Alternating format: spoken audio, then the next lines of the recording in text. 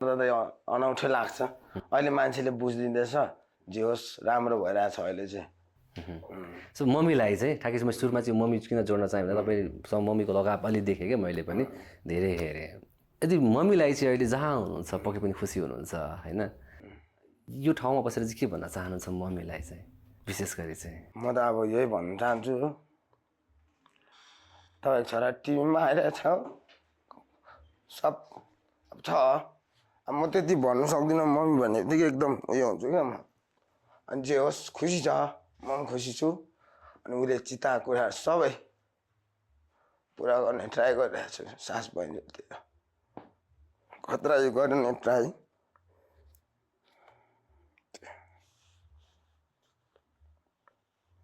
जे होस् प्राउड हुनुहुन्छ होला त्यति गाह्रो बनाउँछ है मम्मी शब्दले मलाई चाहिँ एकदम गाह्रै बनाउँछ अब अरूले कसरी लिने हो मलाई साह्रो पार्छ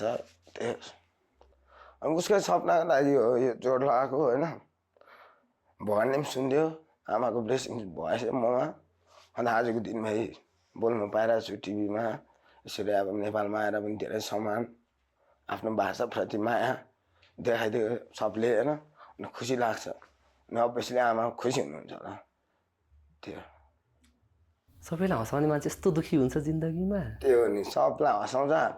आफूले त आफूलाई हँसाउने कम हुन्छ यो अनि भित्रै धेरै कुराहरू लिएर हिँड्छु म चाहिँ त्यो म जस्तो भिडियोमा चलपल दिइरहेको हुन्छ हल्ला गर्ने बाहिर त्यति छैन एकदम त्यस्तो छैन आमाको यादले धेरै सताउँछ त्यसो एकदम अनि मोटिभेट पनि गर्छ जब म गर्न सक्दिनँ केही कुराहरू ठक्कै अन्त त्यही हो मेरो मोटिभेसनल अन्त मेरो साथीभाइहरू खतरा सघाएर हुन्छ क्या अनि यिनीहरूले पनि आफ्नो प्यारेन्ट्सलाई त्यसरी सिकाउने हो म केटाहरूले बहिनीले चाहिँ आमाहरूले देखेको कुराहरू सब पुरा गर अनि यिनीहरू पनि मोटिभेट हुने अहिले सब आफ्नो फ्यामिलीको जोडमा हिँड्ने केटाहरू आफ्नो परिवार खुसी बनाउने आफै त खुसी भइहाल्छ त्यही हो सायद कोही बेला दुःख लाग्छ होला है आफैलाई चाहिँ सायद मम्मीको लागि कति धेरै सपनाहरू बुनिएको थियो होला पुरा गर्न सकिएन नि त त्यो टाइममा त बुनेको थिएन मैले बुनेको थियो मैले त्यस्तो सिरियसै लिएर हिँडेको केटा होइन ठ्याक्कै आमा जाँदा चाहिँ त्यो टाइममा म नकमाउने पैसा पनि छैन मेरोमा केही दिन नसकेको अनि ठ्याक्कै अहिले गर्दै जाँदा चाहिँ म त यस्तो गरेछु यार म त यस्तो थियो आमा हुँदा मैले बुझेन तैपनि अब टाढै भयो भने उसले देखेको ममा सपना चाहिँ म ट्राई चाहिँ गर्छु भन्दै गर्दै गर्दै आउँदा ठ्याक्कै यसरी हुँदै आएको हो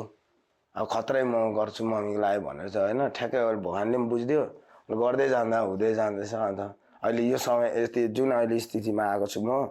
अनि ठ्याक्कै यसरी हेर्दा चाहिँ एकदम डरलाग्दो मिस हुन्छ त्यही हो मम्मीलाई चाहिँ त्यस्तो छ धेरै दुःख त बनाउन चाहन् तर पनि मलाई चाहिँ अब सबैजना सधैँ हाँसेको तपाईँलाई देख्छ नि त होइन चहल पहल दिएको देख्छ नि त होइन तर जो धेरै अरूलाई हँसाउँछ ऊ धेरै रोइरहेको हुन्छ क्या जीवनमा होइन एक्लो बसेर एकदमै धेरै रोइरहेको हुन्छ नि त सो अलिकति मैले भित्री कुरा मन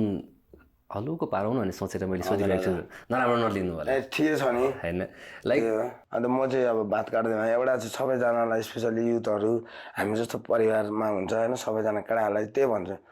अनि फर्स्ट प्रायोरिटी चाहिँ फ्यामिलीलाई दिउँ आफ्नो मम्मीलाई खुसी राखौँ बाउलाई आफ्नो परिवारलाई चाहिँ एकदम रेस्पेक्ट दिउँ उनीहरूले यो मेन चाहिँ क्या आमा बाउले अहिलेको नानीहरूले चाहिँ के भनिरहेको हुन्छ हामीलाई के गर्दैन बाउ आमाले यत्रो जमानामा हामीलाई चाहिँ बाउ आमाले बहुत गरेर संसार देखाइदिनु नै ठुलो कुरा हो यो दुनियाँ देख्नु ठुलो हो त्यो चाहिँ आमा बाउले दिएको हो नि त यो बा भोलिको दिन हामीले पेटमा पनि जे गर्नु सक्थ्यो हामीले दुनियाँ देख्नु पाउँथेन अनि दुनियाँ देखेर आफै सर्भाइभ गर्ने हो कसरी लिने यसलाई अनि आमा बाउले देखेको सपनाहरू पुरा गरिदिने त्यो चाहिँ भन्छु म केटाहरू सबलाई होइन त्यही हो एकछिन त्यस्तो भयो होला नि होइन लाइक जीवन के हो खोजिरहनु भएको थियो करियर के हो अब करियर कसरी बनाउने खोजिरहेको बेला हाम्रो सहारा भने पनि हाम्रो मोटिभेसन भने पनि हाम्रो भगवान् भने पनि सम्भवतः मम्मी नै हो नि त हाम्रो लागि त आमै हो नि त त्यही आमाले संसार छोड्दै छ भन्दाखेरि चाहिँ कस्तो भयो होला एकदम गाह्रो हुन्छ नि त्यति बेला अब खतरा अब त्यो बेला म त अलिक केटी पनि थियो त्यस्तै 18-19 वर्ष केटा अनि त्यस्तो अब ठकेको गयो अब त्यति बेला त त्यस्तो खासै लागेन मलाई जब संसार छोडेर गयो त्यति बेला धेरै हौसला दिने हुन्छ नि त त्यो टाइममा आफ्नो सन्तानहरू भइहाल्छ त्यति भुलाइदिइहाल्छ सबले आएर सपोर्ट गर्छ तर बितेको अब 3 महिना 4 महिना बाद चाहिँ आउँदैन त्यो पलहरू त्यति बेला चाहिँ लास्ट त्यो मलाई त्यही भयो मेरो लाइफमा चेन्जेस चाहिँ त्यसरी आएको ठ्याट मैले यस्तो गरेछु या यस्तो अब म सरी माग्नु सक्दैन त्यो त्यहाँदेखि उसले बरु देखेको कुराहरू चाहिँ सकिन्जेल पुरा गर्छु भन्ने चाहिँ अहिले त्यो सोच लिएर हिँडिरहेको छु हुँदाखेरि हामीलाई वास्ता हुँदैन त्यही हो जुनै चिज पनि त्यही रहेछ तर अहिले चाहिँ अब बुझ्यो नि त हुँदा चाहिँ अझै धेरै रेस्पेक्ट दियो भने आफूले अझै भएको चिजलाई चाहिँ सम्मान होइन त्यो गऱ्यो भने चाहिँ पछि बितेर जाँदैन त्यस्तो खासै रियलाइज हुन्छ जस्तो चाहिँ लाग्दैन रिग्रेट होला जस्तो चाहिँ लाग्दैन मलाई जस्तो मलाई अहिले भइरहेको हुन्छ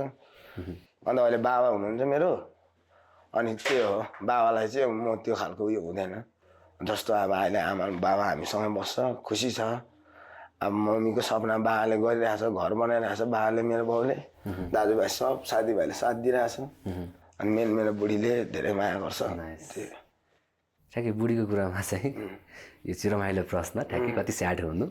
जति देख्छौँ नि हामी सबैजनाले चाहिँ लाइक माया गर्ने आफूले भनेको बुझ्ने बुढी बिहे गर्छ कि होइन तपाईँले चाहिँ आफूलाई कुट्ने बुढी बिहे गर्नुभएको हो त्यो भिडियोमा मात्रै हो हामी खासै चाहिँ एकदम हाम्रो माया चाहिँ एकदम दामी छ क्या हामीले त्यति देखाउँदैनौँ हामी तर अब माया भन्ने देखाएर देख्ने चिज पनि होइन तर हामी एकअर्कामा एकदमै राम्रो छ मेन चाहिँ हामी ऊ एकअर्कालाई बुझ्छौँ त्यति छ सो जस्तो हामी भिडियोमा देख्छौँ त्यस्तो चाहिँ होइन हाम्रो भाउजू एकदमै त्यसको अपोजिट छ हामी चाहिँ होइन जस्तो उसले मलाई कुटिरहेको बाहिर रियल लाइफमा म पो कुटिरहेको हुन्छ कि उसले जस्ट भिडियोमा गर्ने हो बाहिर चाहिँ त्यस्तो हुँदैन होइन सबैजनाले चाहिँ आफ्नो भनौँ न एउटा लेडिज चाहिँ क्यारेक्टर चाहिँ राम्रो दिन खोज्छ नि त होइन लाइक हिरोइन टाइपको अथवा घर सम्हाल्ने टाइपको होइन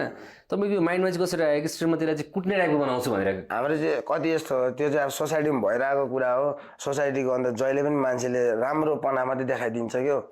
होइन कति त तर छ नि त नेगेटिभ पनि तर त्यो भइरहेछ मान्छेको मनमा हुन्छ मान्छेले भन्नु सक्दैन अन्त यसमा हामीले भिडियोको थ्रु त्यस्तो बुढाबुढी पनि हुन्छ नि त धेरै छ अनि त्यो चाहिँ देखाउनु खोज्छ क्या हामीले तर सोसाइटीमा भइरहेको त्यो लुकिरहेको कुरा हो नि त तर कतिले त भोगिरहेको हुन्छ बुढाले अनि ठ्याक्कैतिर ओ भाइ यस्तै भएको भनेर मान्छेले पनि इन्जोय गर्छ अनि त्यसरी गर्दा गर्दा हामीलाई त्यो खालको कन्टेन्ट गर्नु पनि एकदम कम्फर्टेबल हुन्छौँ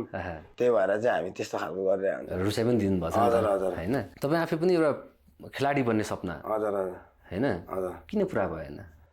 अब त्यसमा चाहिँ धेरै कुराहरू छ अब है त्यो टाइममा मलाई चाहिँ के लाग्छ भने एक चाहिँ खेलाडी बन्ने मान्छे चाहिँ एकदम डिसिप्लिन हुनु पऱ्यो एकदम आफ्नो कामलाई माया गर्ने हुनु पऱ्यो म चाहिँ माया पनि गर्थेँ अन्त हल्का चाहिँ आफूलाई ठगिरहेको हुन्थ्यो कोही बेला अब गाह्रो पर्ने सक्दैन अब यहाँबाट कोही त खेलेको छैन हामी त सक्दैन होला भन्ने चाहिँ भइहाल्ने क्या अनि त्यही जोस चाहिँ अहिले मेरो यसमा छ किन रिजल्ट चाहिँ धेरै आउने कम आउने अनि समय चाहिँ धेरै लाग्ने जस्तो युट्युबमा चाहिँ मैले गरेको 4 महिना बाद धेरै राम्रो आयो रेस्पोन्स अनि मैले फुटबल गरेको 10 वर्ष अनि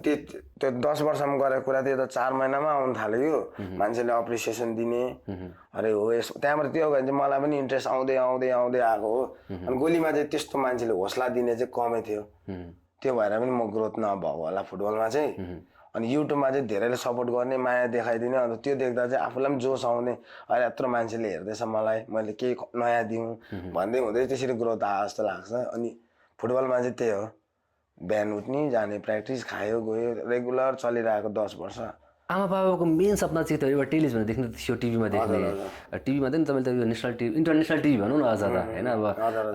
हाम्रो भाषा हाम्रो धर्म एउटै भए तापनि हाम्रो भूगोल फरक छ नि त हिसाबले होइन भूगोल मात्र फरक हाम्रो सबै चिज त मिल्ने हो तर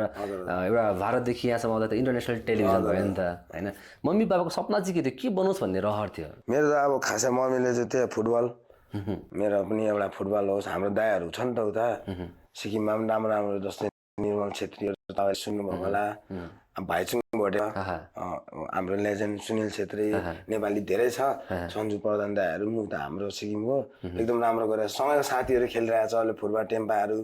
एकदम हाई लेभल इन्टरनेसनल लेभलमा एसियन च्याम्पियनसिपहरू सँगैको केटाहरू खेलिरहेछ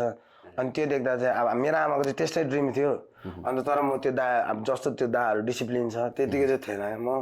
अनि त्यो छाडा हुँदै गएर अन्त काहीँ न काहीँ चाहिँ मलाई अब योबाट मेरो त्यही सपना मम्मीको अब टिभीमा हेर्ने हो त्यो फुटबलको थ्रु यसो मान्छेले मन पराउने चाहिँ भइरहेको छु अहिले यसो टिभीतिर पनि चलपल दिन पायो त्यो चाहिँ अन्त काहीँ न काहीँ के कनेक्ट चाहिँ भयो होला फुटबल नभएर भएर पनि यो युट्युबले गर्दा चाहिँ अलिकति त्यो भयो जस्तो लाग्छ सोच कसरी आयो युट्युब सुरु गर्छु भन्ने सोच चाहिँ कसरी आयो युट्युब गर्ने चाहिँ त्यस्तो पाराले हो मेरो फर्स्टमा चाहिँ मैले यसरी भ्लगिङबाट सुरु गरेको युट्युब चाहिँ यसरी भ्लगहरू गर्थेँ अन्त यता नेपालकै धेरै युट्युबरहरू हेरिरहन्थेँ म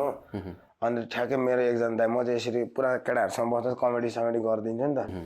अन्त त्यहाँ मेरो दाजु हुनुहुन्थ्यो मनोज दा अन्त यसरी म कम्पनीमा काम गर्दै अन्त म दादा भन्थेँ होइन दा मेरो पनि एक दिन होइन यस्तो मान्छेहरूले फोटो खिच्न आउँछ यस्तो भन्थ्यो कि अनि भाइ फोटो खिच्नु चाहिँ आउँछ तर तँ चाहिँ भ्लगिङ नगर तँ त कस्तो डरलाग्दो हँसाउँछ हामीलाई तँ हँसाउने भिडियो बना भने क्या अनि ठ्याक्कै 2-3वटा बनाउँदै राम्रो आउनु थाल्यो रेस्पोन्ड त्यहाँबाट त्यतिकै गर्नु